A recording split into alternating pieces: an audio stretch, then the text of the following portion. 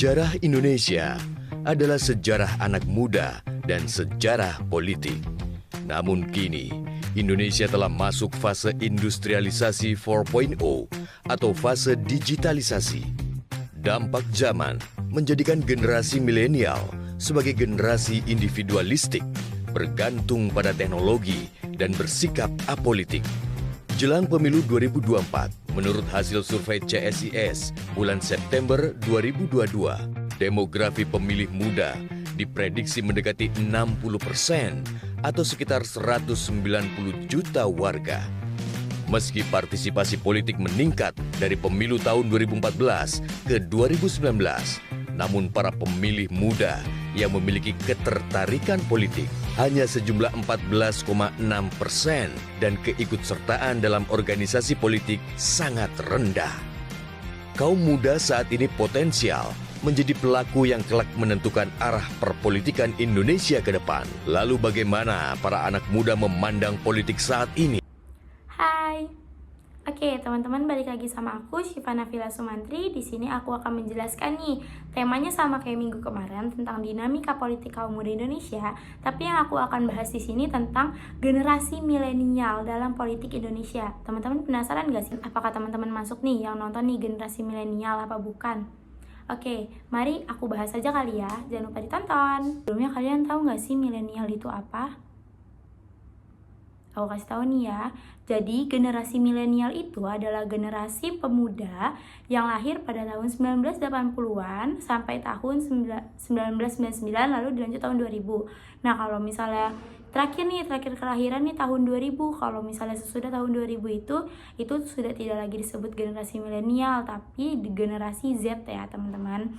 Jadi generasi milenial itu dari tahun 1980-an sampai tahun 2000 terakhir. Faktor pemuda khususnya generasi milenial itu sangat penting untuk perpolitikan di Indonesia pada saat ini. Kenapa? Karena waktu dilansir dari tahun lalu, itu generasi milenial itu hampir 60% itu suaranya suara dari generasi milenial. Makanya kenapa generasi milenial di Indonesia itu sangat penting nih untuk politikan di Indonesia. Generasi milenial ini memiliki faktor untuk masuk dunia perpolitikan. Ada faktor internal maupun faktor eksternal.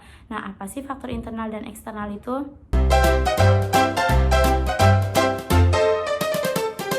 Oke, kita bahas ya. Jadi di sini ada faktor internal. Faktor internal itu adalah faktor yang dari dalam diri kita sendiri, ya, atas kesadaran diri kita sendiri bahwa kita tuh mau berpolitik gitu loh, mau mengikuti perpolitikan yang ada di bangsa kita. Kayak kita sih memiliki rasa empati atas perpolitikan yang ada di bangsa kita sendiri, kayak mau ikut bergabung, mau ikut menyuarakan.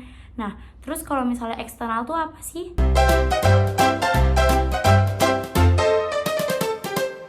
Nah, jadi eksternal itu kayak ajakan dari luar, seperti contohnya kita kan di kuliah nih, kita belajar namanya ilmu pengetahuan politik kan. Nah, itu termasuk dari faktor eksternal yang kita dapat. Terus bisa dari kayak sosial media yang kita tonton. Jadi kan kita kalau misalnya menonton sosial media kan jadi kayak, oh ternyata politik tuh kayak gini ya. Bisa mempengaruhi otak kita untuk mau nih berpartisipasi dalam perpolitikan di Indonesia. Terus bisa juga karena dari omongan orang, kayak kita lagi hangout sama teman-teman, terus dari situlah kita mengerti kalau misalnya, oh ternyata politik ini kayak gini ya, politik Indonesia tuh kayak gini ya. Jadi dari situlah kita muncul kesadaran kalau misalnya diri kita tuh mau nih ikut perpolitikan di dalam negara kita sendiri. Tadi yang sudah aku bilang ya teman-teman, kalau misalnya kaum muda Indonesia itu hampir 60% suaranya itu ngaruh banget nih di dunia perpolitikan. Jadi kalau misalnya kayak pemilu nih, itu tuh suaranya yang banyak tuh kaum muda dibanding orang-orang tua. Nah, makanya kenapa kita tuh harus harus punya rasa empati, harus punya rasa keterbukaan atas perpolitikan yang ada di bangsa kita sendiri. Kita tuh nggak boleh bersikap apatisme. Kenapa? Karena kalau misalnya para pemuda Indonesia itu memiliki sikap apatis, itu akan mengurangi suara perpolitikan yang ada di Indonesia. Itu bakal mengurang drastis banget kalau misalnya para pemuda Indonesia itu bersifat yang apatis.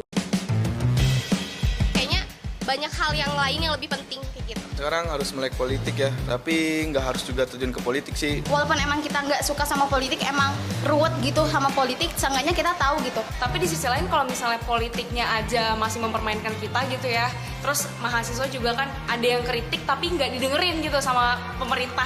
Jadi gimana?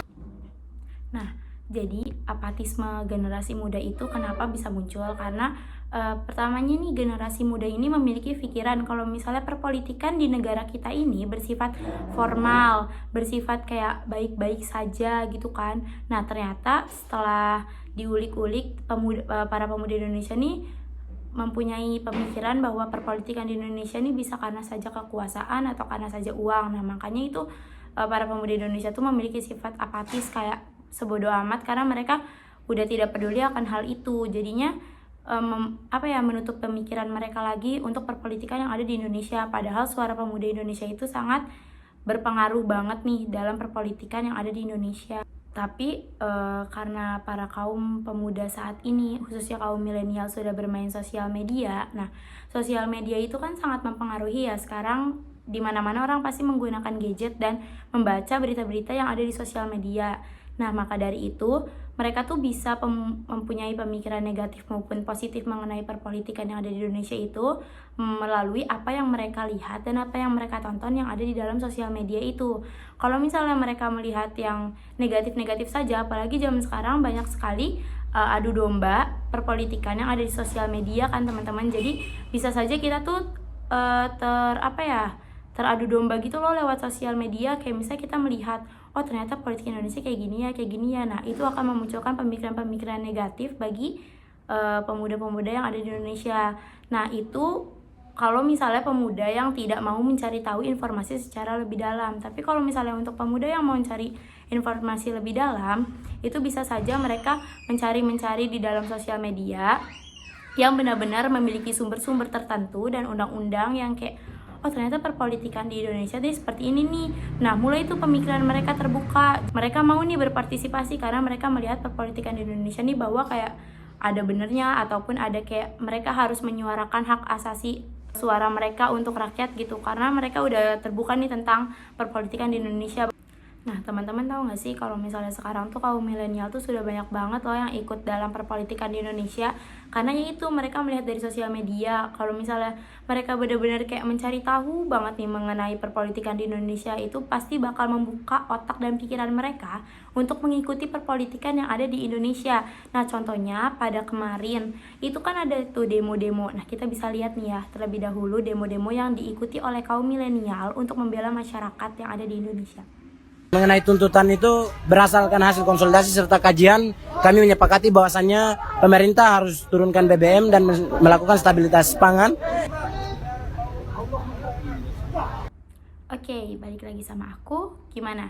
Tadi kalian udah lihat kan videonya bahwa betapa peran pemuda atau peran para generasi milenial dalam unjuk rasa atau demo nih tentang perpolitikan Indonesia, bahwa mereka tuh sudah menyadari bahwa suara mereka tuh sangat berpengaruh untuk rakyat Indonesia ataupun untuk ajang perpolitikan di dalam Indonesia ini. Jadi mereka bisa tahu ikut dalam ke perpolitikan di Indonesia. Teman-teman tahu nggak sih kayak KPPS? Aku kasih tunjuk dulu ya.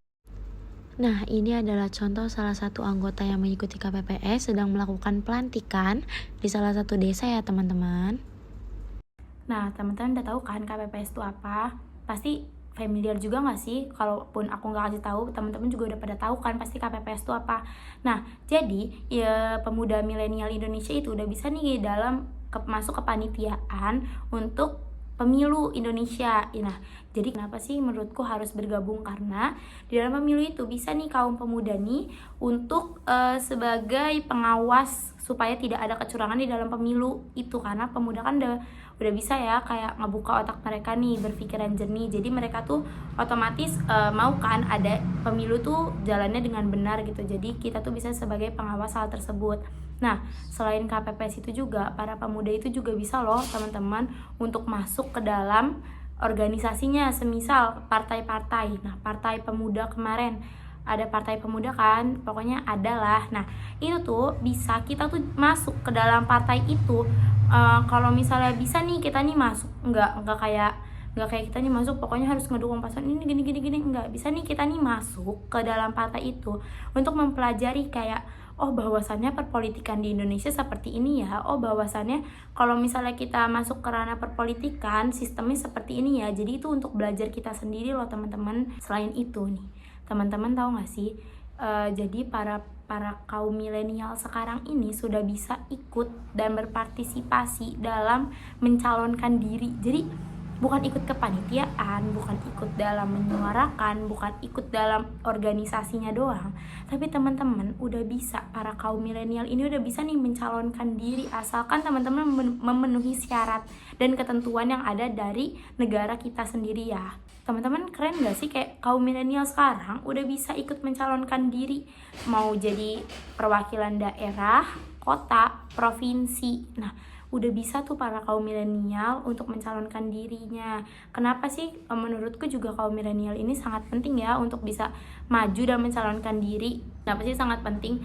Karena gini nih teman-teman, kalau misalnya ada kaum milenial atau kaum muda itu bisa maju ke ranah politik dan bisa menjadi salah satu kandidatnya atau bisa menang, itu bisa membawa generasi muda untuk menunjukkan nih bahwa misalnya kita tuh akan membawa negara kita tuh ke jalan yang benar dan dengan pemikiran-pemikiran atau dengan pendidikan dan materi-materi yang benar gitu loh. Jadi kalau misalnya pemuda nih maju nih dalam dunia perpolitikan, jadi bisa menunjukkan nih bahwa kaum muda Indonesia nih udah cerdas gitu loh, udah bisa maju, udah bisa berpikir dengan jernih dan bisa mengangkat kaum muda lainnya untuk lebih maju lagi dan berpikiran jernih tentang perpolitikan di Indonesia. Jadi kita bisa maju bersama-sama untuk mengembangkan bangsa Indonesia ini gitu teman-teman. Gimana, ngerti nggak? Semoga ngerti ya yang materi aku kasih, dan see you minggu depan aku bakal kasih materi yang lebih seru lagi. Dadah.